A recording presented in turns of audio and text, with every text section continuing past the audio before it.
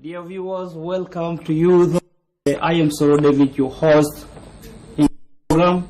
We are trying to look at actually peace building in South Sudan as far as the political current situation is concerned.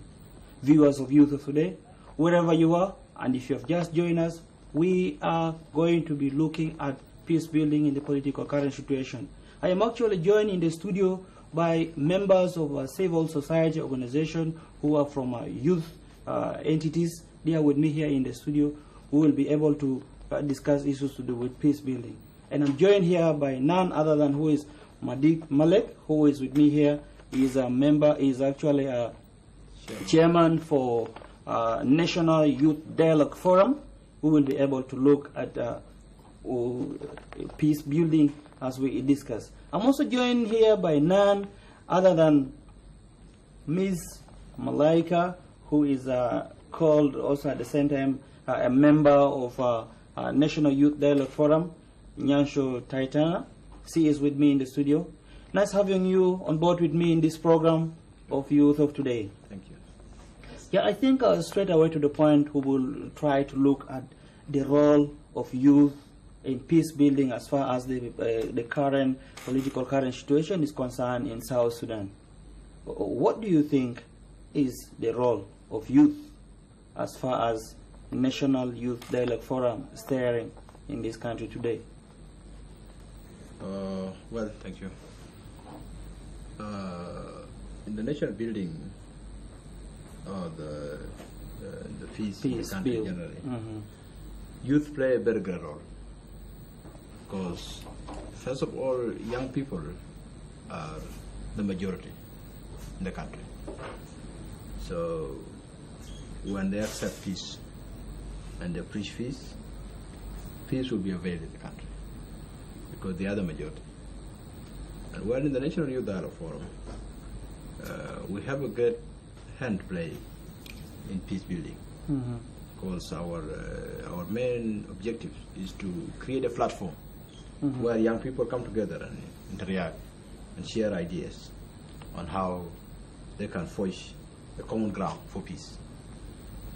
That is the main aim for the National Youth Dialogue Forum. We are a forum that is bringing people together to share ideas and find a clear way forward. In this turmoil in the country, or this political crisis in the country, I feel we can play a very great role. We can bring together youth of different ethnic backgrounds to sit together and interact and share ideas on how young people can forge the common ground for peace. On Thursday, we are going to have a workshop in Homaraway. And this workshop will be the first kind of workshop that will bring youth of different ethnic background, and particularly from the states, not within Juba. We are not going to identify youth within Juba. We have sent invitation to bring representatives from the state directly, and even particularly the more affected states like Jonglei, Unity, and Afanai. There are youth that will come from the states. And they will come and tell us exactly how has the crisis affected the states. And we are coming to share the ideas on how we can forge the common ground for peace in the country. How shall we participate and try to mount more pressure on our politicians to make sure. Great. Let us also try to hear from Ms. Malaika. She is a member of a National Youth Dialogue Forum.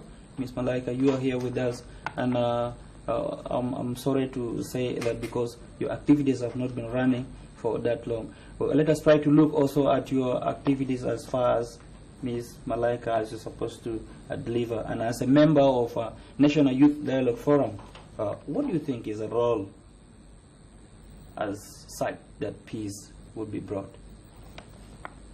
Okay, all that I can say is that indeed we had a serious crisis here in the country that caused a lot of pain to so many people. But aside of that, you've already experienced that pain. You'll never take. You've already experienced all that happened. You're never going to take it back, neither grow it up. It's just a matter of coming up and work on that issue and let go of what happened. It's not easy to forget, but you can let go of it in order to build for the future. We're not the only people who are going to be in South Sudan. There are upcoming people who are going to be the next generation, and we don't have to make the next generation whatever to face a lot just because of us. What we need to do is to forget all about that happened, and let's not also try to be the let's not try to be taken by our parents' hate, because all that happened, this historical thing that also make us develop hate among ourselves, in that bring all the tensions that cause more generation after generation. So all that I can say is that youth should think of this. Now that on your point of view, how would you want this generation of youth to look like, kind of, because you're talking of something unique in the next generation? Yeah. Okay, about this generation, the youth of now, the youth that are here now, the only thing I would say, if they're really serious, they want something good for their country, or they want the country to move forward, is to come together, leave about the politics that does not involve them, or they do not know anything about it, come together and do something that will take the nation forward, not just getting involved in things that they do not know and later tear the country apart. Now, Mr. Madip Malik, you are the steering actually for the National Youth Dialogue Forum, and we are trying to look at what do you think will be the objectives of this forum that will take place on the 10th? You mean the workshop? Yeah. Well, this workshop that will take place on Thursday is aiming at bringing youth of different ethnic background together to share ideas and actually discuss on how young people can contribute into this peace process. And by the end of the 3 days workshop, we'll be able to compile a report that will be delivered. We'll be able to deliver to various institutions, relevant institutions.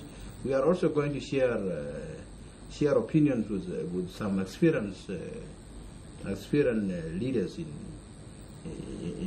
peace building. We have invited the Peace Commission. We have invited the Peace Committee that is led by Bishop Dengbul to be part of us. We have also, by the way, invited the IGAD to come and brief and tell us about how negotiation is going on. So, and there are other youth and even church-based organizations that are invited to be part of this workshop. So it is a workshop that is going to be so interactive. We are going Great. to And what do you think will be the vision of it, the impact actually of this workshop?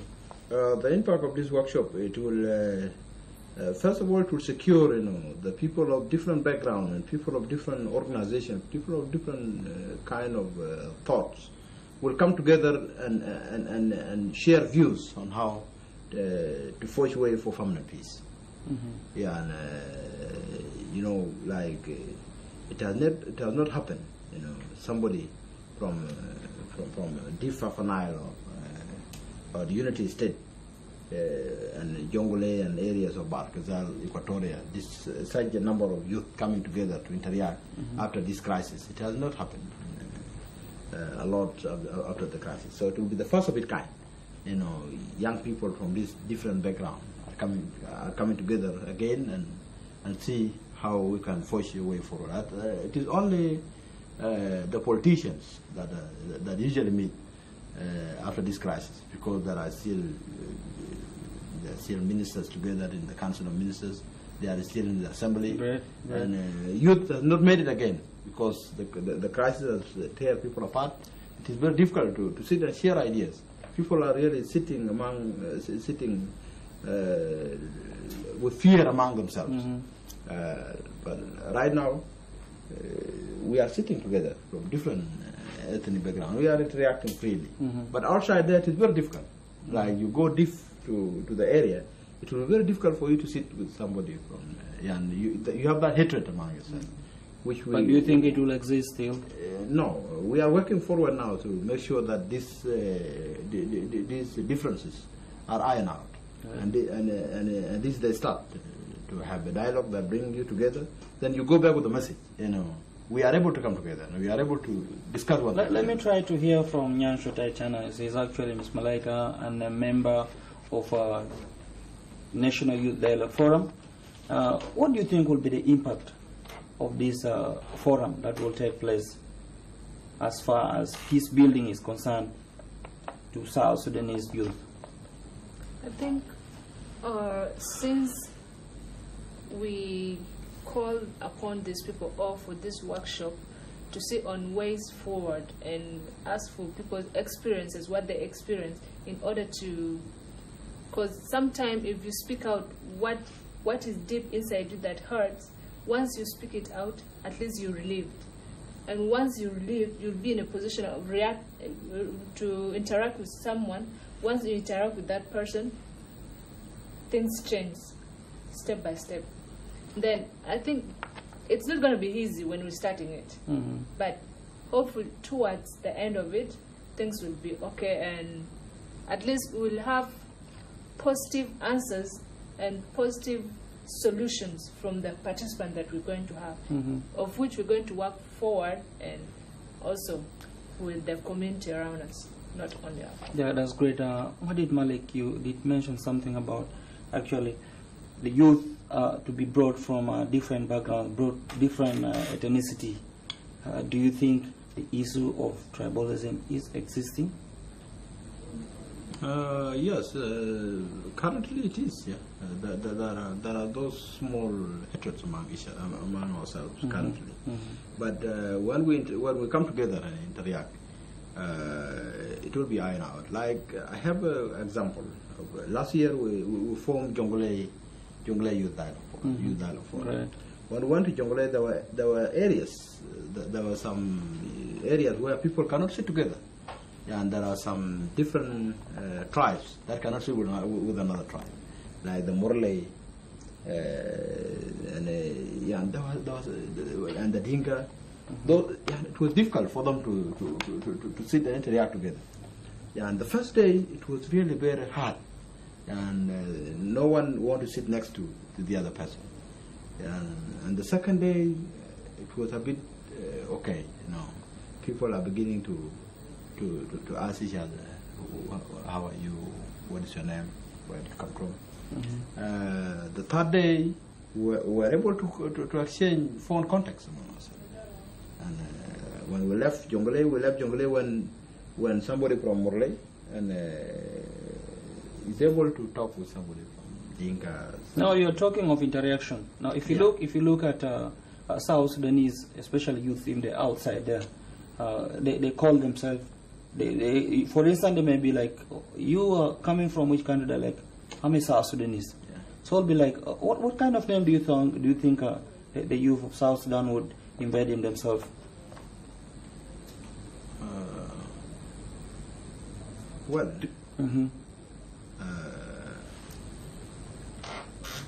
To be called as a national or kind of an identity, that this person is a Ghanaian, he is a Ugandan, he is a South Sudanese. He is a. So you mean the name that should be given for the country? Great name, your own identity. As a country. Well, to be called South Sudanese is not bad. We have to remain South Sudanese, and of course, there was nothing bad with the name. The name is okay, but there was only small differences among the people. Yeah. Great. Let us try to hear from Ms. Malaika. What do you have to say? I have nothing to say about that, because all the things that I've seen, or in all the countries that I've been, if you see South Sudanese there, like for example, a South Sudanese see another South Sudanese, they act as if they're people who love each other that much.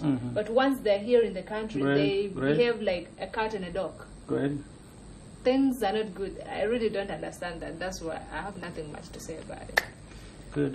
For your reminders, viewers of South Sudan TV, Youth of Today, of course, is a program running on here. And if you're, wherever you are, you're following this program, we're trying to look at peace building. And that's why we're here with my guests in the studio, members from civil society organization, National Youth Dialogue Forum, trying to look at how peace would be spearheading in this country, regardless of what happened formerly.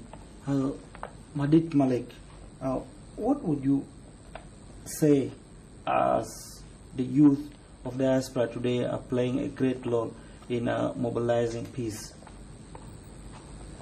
Well, I don't know what you mean when you say they are playing a great role in mobilizing peace. For me, I would say, they should do more, because, by the way, according to all my studies since the start of the crisis, I've been going through internet. I've been going through all the news. A lot of bitter words are being issued by the youth in diaspora, which is really very dangerous.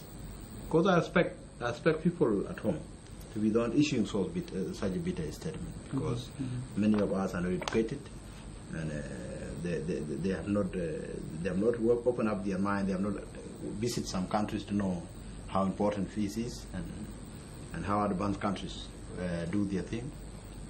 And to my knowledge, I came to understand, people who are at home like peace more than some people who are in diaspora, because they were fueling a lot. They were fueling the crisis with a lot of bitter informations, which are not good for our country. And there were some other things that they were issuing. They are not existing on the ground. Right. Yeah, and they could say this is happening today in Juba, and when you come to Juba, nothing is happening. We are normal. As we are sitting here in the city today, there are youth in diaspora who are saying, who may create now that so and so want to be arrested, and so is arrested, is in jail. Mr. Ek, the minister, is arrested. When it's not happening. And tomorrow morning, when we go out, you will see Mr. Ek, the minister who was saying, just in his office. He's addressing people on the media. He's also addressing rallies. He's also in his office doing his normal work. So you begin to wonder, where do they get such information? Great. Let me hear from Ismail. When you look at the role of the social media today, you look at Facebook, YouTube, there are many things that actually tarnish the image of the country in one way or the other. That is especially with the youth in the diaspora. What is that you have to say? What I can say is that the youth in the diaspora, not all that act the way my colleague said, or not all are good. There are some that are really wishing for the country to have peace. They're really working hard for peace in this country. And they've been here working there and then, but still things are not going on. About Facebook, Twitter, and others, I personally, there's something that I experienced. These popular names for people who are well known are being used by others to post unnecessary things. Great. In order for other people to think that these people are doing something that is not, yet they're not the real people doing that.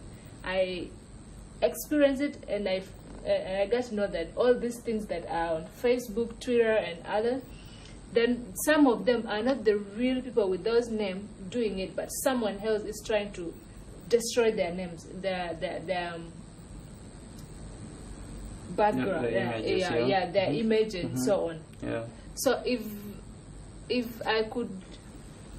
others could take it the way I take it, it shouldn't look that way. Because Facebook is a social media whereby people express anything that they can, as long as they see it's there to distract others.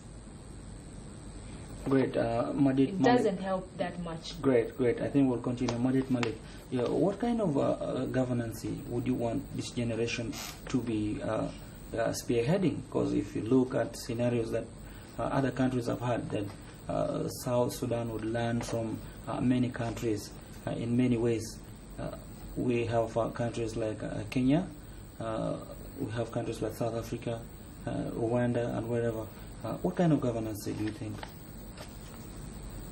Well, this crisis that had happened, I don't see anything wrong with the governance. Because first of all, we have got independent. When we got independent, we had our democratic election, first democratic election, and we have our constitution in place, and we know what the constitution says. So we are relatively the same like other countries. But the problem is, you know, some few people did not understand the importance of democracy. So they want to be on hurry. Maybe some people see, you know, they are not going to have chances when they don't get into leadership as soon as possible. Like for the case of our country,